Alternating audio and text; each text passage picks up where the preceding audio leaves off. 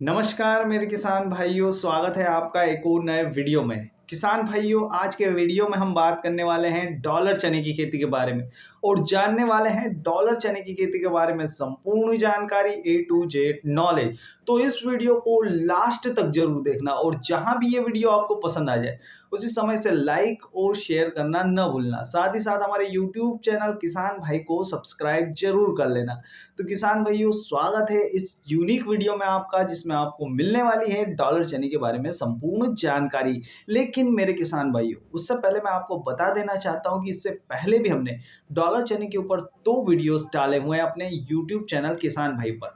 उन्हें भी जाकर आप देख सकते हैं। किसान भाइयों, एक वीडियो में हमने बताया है कि किस प्रकार से आपको डॉलर चने की बुआई करनी चाहिए और बुआई के समय कौन कौन सी विशेष सावधानियां रखनी चाहिए, यानी डॉलर चने की बुआई को लेकर वो डिटेल वीडियो है। तो दूसरे वीडियो में हमने बताया कि सिंचाई कैसे की जाती है डॉलर चने में सिंचाई के समय कौन कौन सी सावधानियां रखनी चाहिए और सबसे महत्वपूर्ण कब सिंचाई नहीं करनी चाहिए, क्योंकि एक समय ऐसा आता है डॉलर चने की खेती में, अगर आप उस समय सिंचाई कर देते हैं तो आपकी पूरी फसल खराब हो सकती है या फिर फसल लेट हो सकती है। इसलिए आपको उस वीडियो को तो मस्ट है आपके लिए जाकर देखना ही चाहिए, अगर आपने डॉलर चने की बुआई की है या फिर करने वाले हैं। किसान भाइयों, अब हम बात कर लेते हैं हमारे आज के वीडियो में। तो आज के वीडियो में हम आपको देने वाले हैं डॉलर चने का संपूर्ण ज्ञान, ए टू जेड नॉलेज, यानी डॉलर चने की सिंचाई हो, बुआई हो, हार्वेस्टिंग हो या स्प्रे शेड्यूल हो या फिर खाद का शेड्यूल हो, सब कुछ इस वीडियो में आपको बताने वाले हैं। तो इस वीडियो को तो आपको देखना ही देखना है, वो भी लास्ट तक। किसान भाइयों, शुरुआत करते हैं। सबसे पहले बात कर लेते हैं डॉलर चने के लिए खेत की तैयारी कैसे की जाती है। एक सफल डॉलर चने का किसान आखिरकार अपने खेत की तैयारी कैसे करता है, कौन सी सावधानियां रखता है। तो सबसे पहले बात कर लेते हैं कि डॉलर चने की खेती की शुरुआत कहां से करते हैं। डॉलर चने की खेती की शुरुआत आपको उथली जुताई से करवानी चाहिए। जी हाँ मेरे किसान भाइयों, गहरी जुताई आपको बिल्कुल नहीं करवानी चाहिए। खास करके रबी के सीजन में आप जब भी कोई सी भी फसल बोते हैं तो उस समय आपको पलटी पुलाव का इस्तेमाल नहीं करना चाहिए, क्योंकि इस समय फंगस आने की समस्या बहुत ज्यादा होती है और जितनी गहरी जुताई आप करवाएंगे उतने गहरे तक पानी ठहरा रहेगा, नमी बनी रहेगी, जिसकी वजह से फंगस ज्यादा आ सकते हैं। इसलिए उथली जुताई करें, मामूली से कल्टीवेटर करवा ले, या फिर आप देसी हल से जुताई करना चाहते हैं तो उससे तो बेस्ट कुछ है ही नहीं। लेकिन फिर भी अगर आपके पास देसी हल उपलब्ध नहीं है तो ट्रैक्टर वाले हल से जुताई करवा ले। एक बार आपने कल्टीवेटर करवा लिया, जुताई करवा ली, फिर आप इसमें गोबर की खाद डाल दें। अब गोबर की खाद डालने के भी कुछ नियम है। जी हाँ मेरे किसान भाइयों, जब भी गोबर की खाद आप डालें तो उसे ट्रीट करके ही डालें, यानी कि अच्छे से फंगीसाइड के साथ में उसको ट्रीट कर ले, तभी अपने खेत में उसको डालें। डायरेक्ट कभी भी आपको गोबर की खाद अपने खेत में नहीं डालनी चाहिए, क्योंकि देखिए किसान भाइयों, डायरेक्ट गोबर की खाद में होगा ये कि अगर आपकी गोबर की खाद कच्ची रह गई तो उसकी वजह से फंगस की समस्या आती है और डॉलर चने की खेती फंगस के प्रति बहुत ज्यादा सेंसिटिव होती है। दीमक और फंगस, ये दो चीजें आपकी डॉलर चने की खेती को बर्बाद कर सकती है। इसलिए आपको बिना ट्रीट किए हुए गोबर की खाद बिल्कुल नहीं डालनी है। लेकिन आप मेरे से पूछेंगे कि आखिरकार हमने अगर गोबर की खाद डाल दी है तो फिर क्या करें। तो कोई बात नहीं, आप फंगीसाइड का छिड़काव तो करेंगे ही फसल के टाइम में, उससे भी आपका काम हो जाएगा। लेकिन ट्रीटेड खाद होती है, बहुत ही बढ़िया से आपको उसका फल देखने को मिलेगा।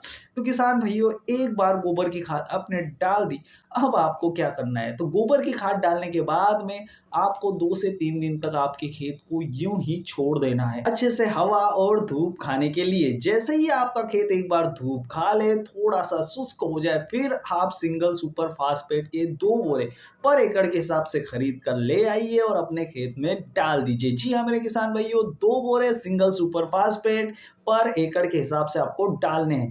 वो मस्ट है, बहुत ज्यादा जरूरी है डॉलर चने की चमक के लिए। डॉलर चने में चमक उसी से आएगी। एक बार सिंगल सुपर फास्फेट डाल दिया, अब आपका काम खत्म हो गया। अब आपको करना ये है कि आपको रोटावेटर चलवा देना है और जमीन को भूर भूरी और समतल कर लेनी है। एक बार जमीन भूर भूरी और समतल हो गई, अब आप बेड बना सकते हैं। अगर आपको डॉलर चने की बुआई बेड बनाकर ड्रिप के साथ में करनी है तो वैसे भी कर सकते हैं, क्यारियों में भी कर सकते सकते हैं। और अगर आप बेड बनाकर इसकी बुआई करना चाह रहे हैं तो आपके एक बेड से दूसरे बेड की दूरी लगभग 3 से 3.5 फीट होनी चाहिए। बेड की चौड़ाई लगभग 1.5 फीट, जिसमें 2 लाइनें आप लगाने वाले हैं। जी हाँ मेरे किसान भाइयों, बीच में आपकी आएगी पेप्सी पाइपलाइन यानी इन लाइन, और उसके साइड में आपकी आएगी 2 लाइनें जिसमें आप चने की बुआई करेंगे। किसान भाइयों, लगभग 6 इंच से लगाकर 5 इंच की दूरी पर आपको चने की बुआई करनी चाहिए अगर आप बेड बनाकर कर रहे हैं। किसान भाइयों, अब बात कर लेते हैं क्यारियों में। तो क्यारियों में ऑटोमेटिक जो ट्रैक्टर आता है उससे बुआई हो सकती है, तो उसमें कोई दिक्कत आपको आने वाली नहीं है। वो 1 से 1.25 फीट की दूरी पर लाइनों में क्यारियों में बुआई कर देंगे।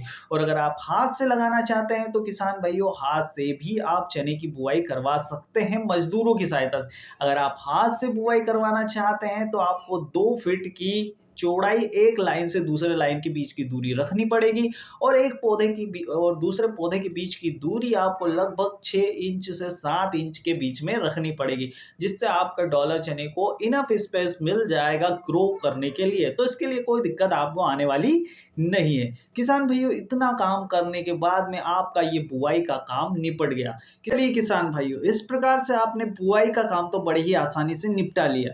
अब बात आती है सिंचाई की। जी हाँ मेरे किसान भाइयों, सिंचाई में आपको कौन कौन सी सावधानियां रखनी चाहिए, कितनी बार आपको सिंचाई करनी पड़ेगी डॉलर चने में, और कब आपको सिंचाई नहीं करनी है, इसके बारे में जानते हैं।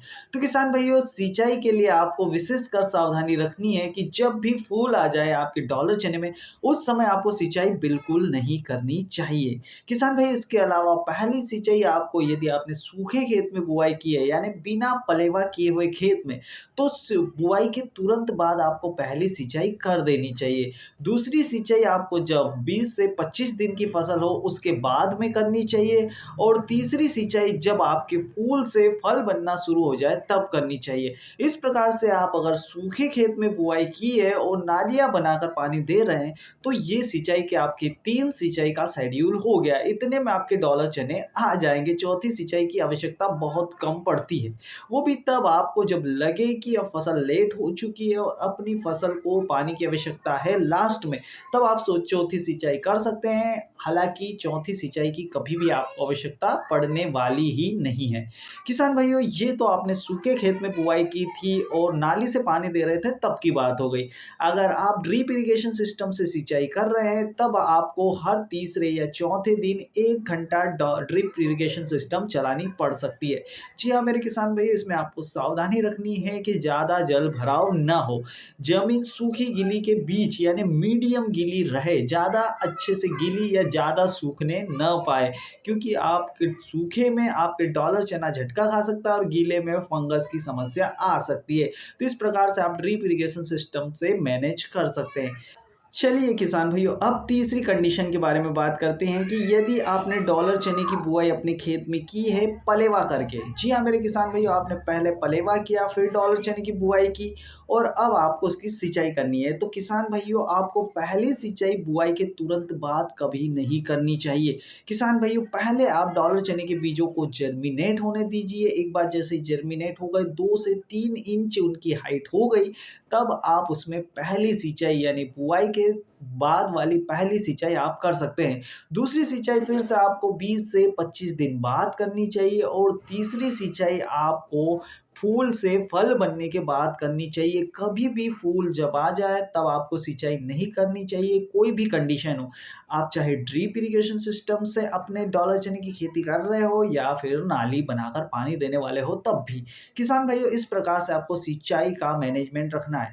किसान भाइयों, अब आते हैं स्प्रे शेड्यूल पे। स्प्रे शेड्यूल के लिए आपको विशेष ध्यान रखना होगा, क्योंकि डॉलर चने में खास से ज़्यादा टॉनिक का महत्व है। जी हाँ मेरे किसान भाइयों, ये मैं बताते हुए आपको एक विशेष जानकारी दे रहा हूँ। मेरे किसान भाइयों, डॉलर चने में आपको टॉनिक 4 से 5 बार देनी ही देनी है। जी हाँ मेरे किसान भाइयों, टॉनिक का छिड़काव करना ही है, और जितनी बार भी आप टॉनिक का छिड़काव कर सकते हैं उतनी बार करें। और उसके साथ साथ आप इसमें फंगिसाइड और इंसेक्टिसाइड यानी कीड़े मारने की दवा, इल्ली मारने की दवा, इस प्रकार की दवाइयाँ मिलाकर भी दे सकते हैं। साथ ही फंगिसाइड ज़रूर मिला लें क्योंकि फंगस से काफ़ी नुकसान हो सकता है डॉलर चने का। तो इस प्रकार से आपको 4 से 5 बार स्प्रे आपके खेत में करने पड़ सकते हैं। लेकिन इसका आपको बेनिफिट भी मिलने वाला है। आपको 20 से 25% ज़्यादा उत्पादन देखने को मिल सकता है डॉलर चने की खेती में। किसान भाइयों, अब बात कर लेते हैं खाद के शेड्यूल के बारे में कि खाद का शेड्यूल क्या होना चाहिए। किसान भाइयों, सबसे पहले बेसल डोज की बात कर लेते हैं। अगर आप सादे खेत में बिना ड्रिप से आप खाद दे रहे हैं, तो किसान भाइयों आपको नाइट्रोजन 20 किलोग्राम, फास्फोरस 40 किलोग्राम और पोटाश 30 किलोग्राम पहले बेसल डोज में देना है। और इसकी पूर्ति करने के लिए आप एनपीके का इस्तेमाल कर सकते हैं या फिर डीएपी का इस्तेमाल कर सकते हैं, आपका काम हो जाएगा। किसान भाइयों, इतना करने के बाद में आपको दूसरी खाद नाइट्रोजन यानी आपको यूरिया प्लस डीएपी लेकर जब आपकी फसल 20 से 25 दिन की हो जाए, आधी आधी मात्रा यानी 1 बोरी यूरिया 1 बोरी डीएपी लेकर आपके 1 एकड़ में छिड़काव कर देना चाहिए। ये तब करना चाहिए जब आपके डॉलर चने की हाइट ढंग से नहीं बन रही हो, तभी आपको यूरिया का इस्तेमाल करना चाहिए, वरना आपको यूरिया का इस्तेमाल बुआई के तुरंत बाद वाले के अलावा कभी नहीं करना चाहिए। किसान भाइयों, फास्फोरस और पोटाश की ही ज़्यादातर आवश्यकता होती है डॉलर चने की खेती में, तो उसी प्रकार से आपको खादों का चयन भी करना चाहिए। किसान भाइयों, खाद प्लस टॉनिक से आपका काम हो जाएगा, आपको दिक्कत ज़्यादा नहीं आने वाली है।